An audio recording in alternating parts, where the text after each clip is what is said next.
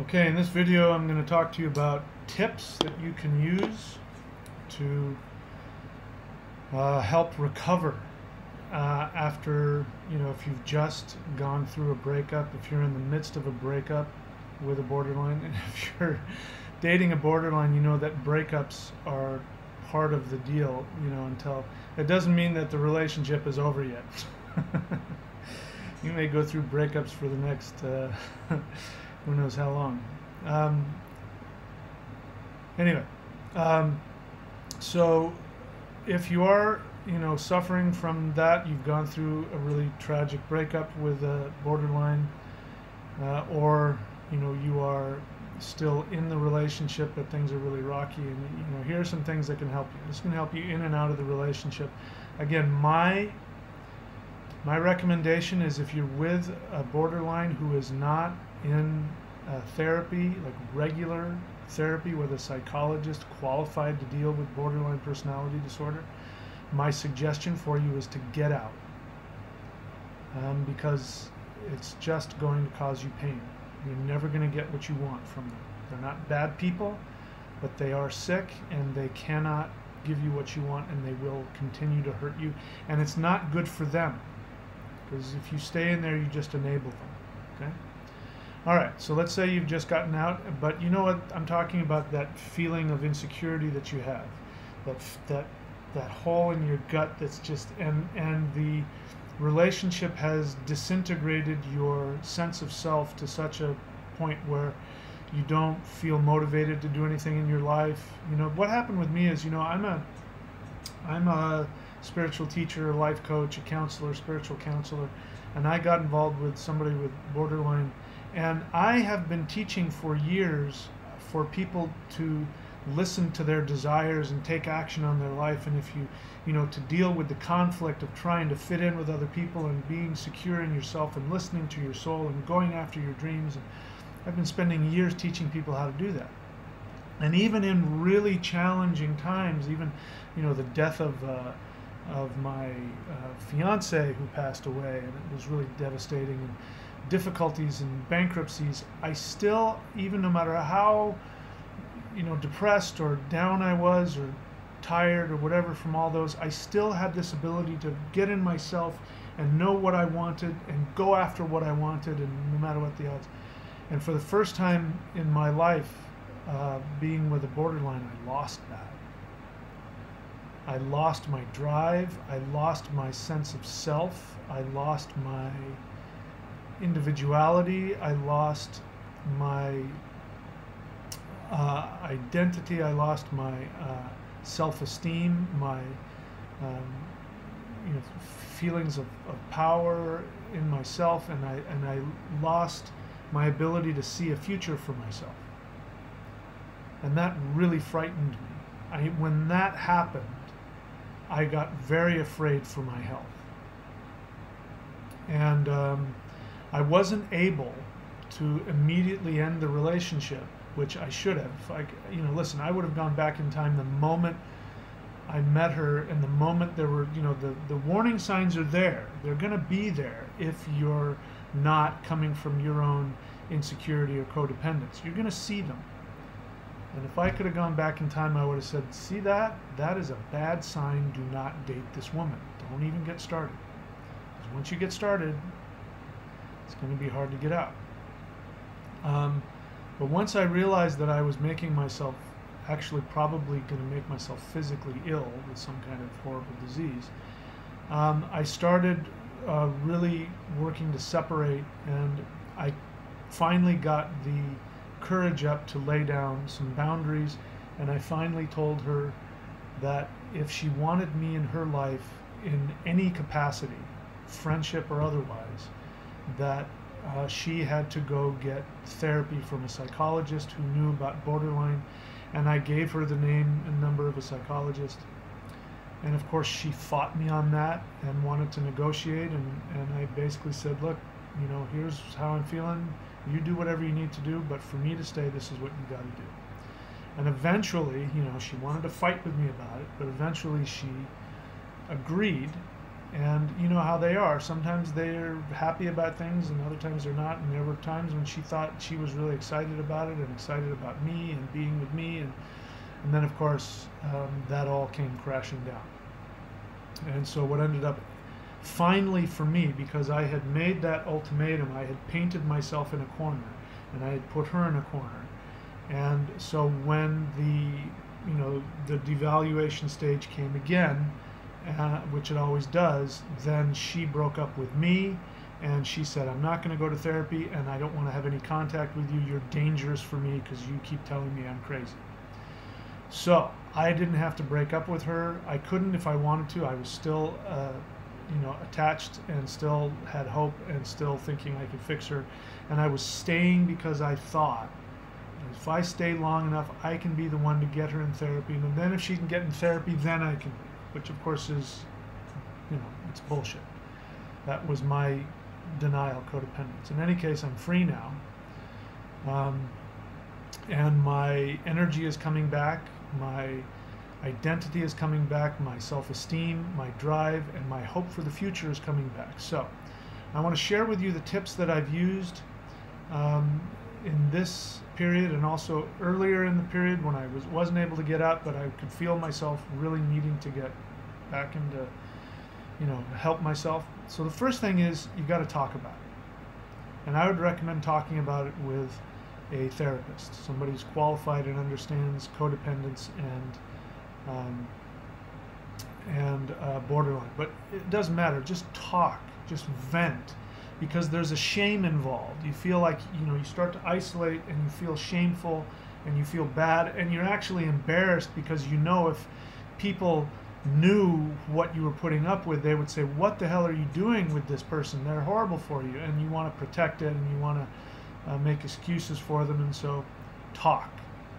Talk about it with people who love you and talk about it with a therapist. And get some understanding of what borderline personality disorder is. Second, even if you're not sure, go online and watch YouTube. I mean, there's just no shortage of videos. There's no shortage of stuff out there. And listen to what people say about borderline. There's a therapist on there who is a recovered borderline who I think gives some really great, I don't remember her name offhand, but she gives some really great, bitter medicine that, hey, this is how they are. They're not able to be with you. They don't truly love you. It's not their fault. They're sick. You just get out. You're not going to be able to get anything out of it. What are you trying to accomplish? I love that. And so I would recommend talking about it and then researching it. And then you got to take care of yourself. So you got to do things like, get sleep. Because what happened with me is that I wasn't sleeping. Because I was just so paranoid and so anxious and so insecure, and whatever she had last done, which was so hurtful and devaluing to me, I was struggling with all the hurt and the pain and the rage and the anger, and afraid to tell her about it because you got to be careful what you say, right? And maybe and then. So get plenty of sleep, get plenty of exercise. Now for me, what has been helping me is going to the gym and lifting weights. Now I do that anyway, but that's been really helpful. Going to the gym and lifting weights, that gives me that that releases all kinds of endorphins and help the body. Whether it's running, whether it's I also surf, swimming, hiking, whatever it is. Just get out there and get the body moving because exercise stimulates defense responses in the body, and you are under constant attack. Your sense of self and your identity and your value, your worth, your feeling of being lovable, all of that is constantly being attacked. At the very least, even if you're in a good phase where you're being adored, you are being sapped of energy because their borderlines, when they're loving you, are stimulating you to feel good so they can live off of your happy feelings because they can't make them within themselves. So no matter how you look at it, you need to protect yourself. So get out there and exercise. It's good for the body, creates a good stimulation and gets good defense mechanisms and helps you think clearly in terms of boundaries. All that stuff is good. Go box, go wrestle. That helps too. Get those self-defense instincts in there so you can create boundaries for yourself. Third is maybe write about it. Write all your feelings down. Vlog about it. This vlog right here is the result of me after having picked myself up and moved to a new city to be with my love, the borderline, who then destroyed the relationship. And I was living in a house I didn't want to live in. I'm still here. I'm getting out, all by myself, and you know, I just didn't know what to do or where to go, and I was all alone. And you know, I'm living out in the middle of the country in the jungles of Australia, and I was just, you know, didn't know what to do. And I started, first I made some videos that I was going to send her, which I don't recommend doing. I didn't do that. But I was going to make some videos that I was going to send her, telling her how badly she had hurt me and how she was wrong and all of that. And of course I thought about it and thought, what's the point of that? You know, she can't hear me anyway. She's got her own idea of, you know, and here's, I'll make a video about that too. You know, don't make the mistake of trying to reason with them. It's a waste of time. So make a vlog. Maybe just go on and share your experiences. Get it out. Put it on there so that other people can benefit from it. Get connected to an online community. You know, really try and do things to get it out so that you're not isolated and it's not just this thing inside of you that's destroying you. You know, one of the worst experience for me was when the devaluation and the devaluation started, the idealization phase ended, and the devaluation started, and the breakups kept coming and coming and coming, and you know, breakup to, oh my God, I love you the best, you know, within a day. You know, just it was, that started making me really crazy. And the worst was not knowing, just like every day, not knowing who was going to be on the other end of that phone, or who was going to be on the other end of that door when you showed up, or, you know, that was just horrible for me, and it was killing me. And one of the things that helped me in those phases was everything I just said. Going to the gym, taking care of yourself, getting plenty of sleep, doing things for yourself. Try and remember what makes you happy and go make yourself happy. You know, make yourself empowered, which is going to make you more attractive to them anyway, because they want you, because they like you, because you have a sense of self, because they don't have one. So the less that you care about them, the more attractive you're going to be. So if you want to stay in a relationship, there's one. Anyway, I don't think you should. So those are some tips that I have for you. You know, get help, talk to somebody, talk to friends, get physical exercise, take care of yourself, and do things that make you happy.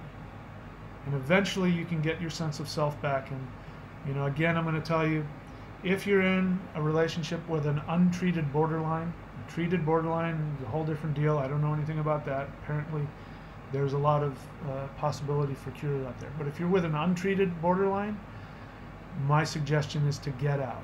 If you're staying because you think they're going to love you, it'll never happen. If you're staying because you feel responsible and you're going to fix them, you're only making things worse for them, because they're becoming dependent upon you and you're enabling them. And if you're staying because you think you're the one that's going to help them and fix them and get them into therapy, it's not going to happen. The kindest thing you can say, I mean, it might happen, the odds are like 1 in 3 billion, but if the kindest thing that you can do and say with an untreated borderline is to tell them, I love you, and the dynamic of our relationship is very unhealthy for me, and so I have to leave. If you decide to go get therapy for your borderline issues, give me a call. I would love to talk to you then. That is the kindest thing you can do. Probably what's going to happen is they will make you an enemy. They'll say that you're attacking them and criticizing them, and they won't. But that is the kindest thing you can do. Okay? All right, that's it.